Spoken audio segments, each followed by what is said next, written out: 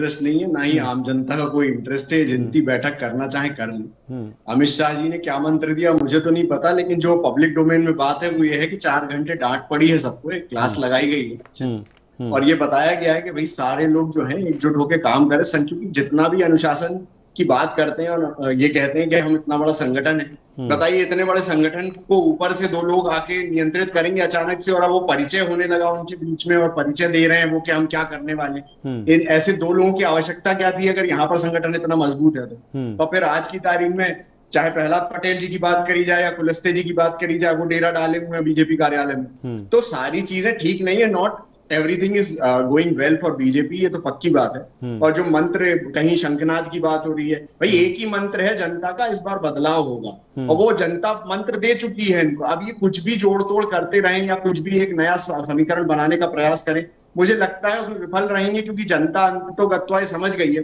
जो संतुष्टिकरण की बात कर रहे थे, तुष्टिकरण से तुष्टिकरण से संतुष्टिकरण, या फिर शंखनाद, विजय शंखनाद जो है वो उसकी शुरुआत हो गई है। ये सब जुमलेबाजी है, और जुमलेबाजी जो है और तुकबंदी ये जो है केवल मंच पे जब कोई वाद्य यंत्र अच्छा बजाए या कोई एक अच्छा संगीतमय कार्यक्रम हो तब अच्छी लगती है। जनता को इससे क्या लेना देना है, इससे क्या होना है बताइए जनता का। अब आप कौन से संतुष्टिकरण की बात कर रहे हैं? जब आप बोल रहे थे यहाँ पर मंच पे खड़े हो गए 100 रुपए से ज्यादा जब बिजली जो पैसा आप वसूल रही है जो स्टेट्स, उन स्टेट्स में आप बताइए वसूली हो रही है, प्रधानमंत्री कह रहे हैं, तो मध्य प्रदेश के मंच पे खड़े होकर मध्य प्रदेश के विषय में कह के चले गए थे। ये जो सारी घटनाक्रम चल रहा है ये आपसी तालमेल बिठाने की बात है राजेश जी, और यहाँ तालमेल बन नहीं पा रहा कहीं से कहीं तक, क्यों? इसलिए ये सारी कवायद चल रही है। अभी क्या हो तो 100 बार आएंगे। बताइए गृह मंत्री जी को मणिपुर की सुध लेने की चिंता नहीं है, वो अभी से चुनाव की रणनीति बनाने और समीकरण बिठाने 10-10 बार आ रहे हैं। तो आप समझ सकते हैं कि ये क्या जनता को दिख नहीं रहा, धूल झोंकने की बात है। यहाँ पे मुझे लगता नहीं कि इनका इंटरनल मैटर है और मुझे भी कुछ लेना देना नहीं इससे, लेकिन पब्लिक डोमेन में लेकिन बिल्कुल रोहित नायक जी, ठीक है उनका इंटरनल मैटर है, लेकिन मैंने जो सवाल किया कि जिस तरह से अब पहले पीएम मोदी यहाँ पर आए, फिर गृह मंत्री अमित शाह आए, ये ऐसे चेहरे हैं कि ऐसे में नहीं कांग्रेस का मुकाबला बढ़ जाता है कि अब मुकाबला इन चेहरों से है आपका? नहीं, ये चेहरे क्या है, कब तक काम आएंगे?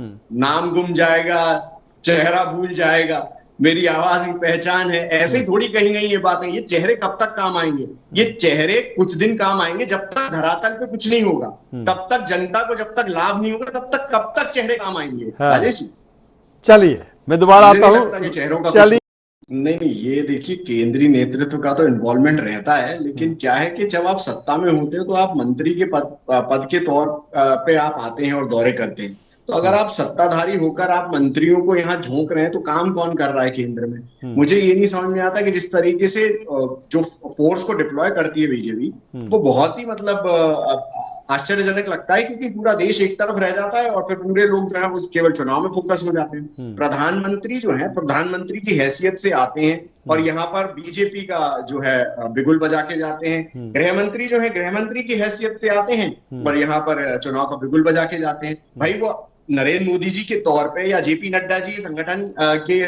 प्रमुख हैं, वो आए, आरएसएस प्रमुख है वो आए, आप जो है मंत्री के तौर पे जब आते हैं तो एक बात समझ में ये नहीं आती ना कि आप भाई किस जनता का तो टैक्स पेयर का पैसा खर्च कर रहे हैं, आप किस तरीके से आ रहे हैं, संगठन पैसा खर्च कर रहा है, जो जितने फ्लेक्स लगाए गए या पूरे शहर में पार्ट दिया गया आपने, तो ये पैसा किसका खर्च हो रहा है? आप जिस पद के ओहदे को इस्तेमाल करके इस तरह की रैलीज निजी तौर पर कर रहे हैं, ये बात कहां से समझ में आती, मुझे बताइए ना। आप किसी एक संगठन के व्यक्ति के तौर पे या एक नेतृत्व के तौर पे आप आइए तो एक बात समझ में आती है। अब ये तो समझ में नहीं आता मुझे कि भाई आप आए गृह मंत्री जी, आप बताइए गृह मंत्री जी, और भी तो कितने सारे मुद्दे हैं जिनको भुनाना आवश्यक है।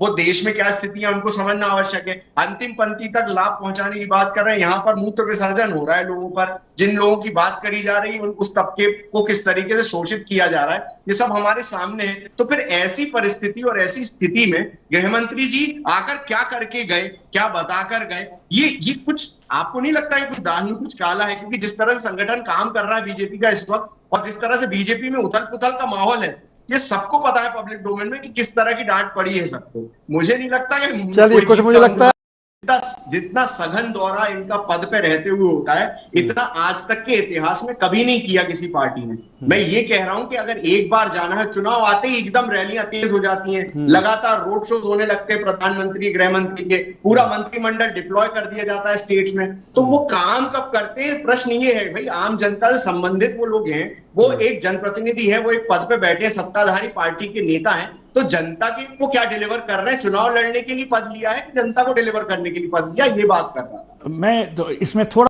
जैसा बोल चुका हूं कि ये कोई भी मंत्र दे, क्या है, जनता जो है वो बहुत महत्वपूर्ण भूमिका में होती है। जनप्रतिनिधि तब बनता है जब जनता उनको चुने।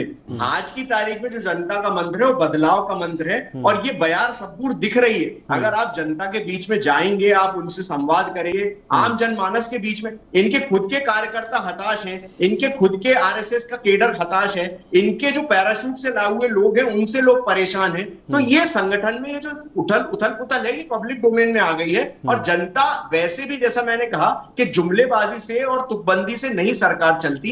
ये मंच पे अच्छा लगता है जब कोई अच्छा कार्यक्रम हो और उसमें कोई अच्छे उस्ताद और पंडित बैठे हो और उनके बीच में कोई इस तरह का तारतम्य बने, तो समझ में आता है। अब कोई कुछ बात कर रहा है, कोई कुछ बात कर रहा है, कभी कुछ हो रहा है, कभी कुछ हो रहा है, हम तो देख ही रहे हैं ना, हमारे सबके सामने है जो हो रहा है।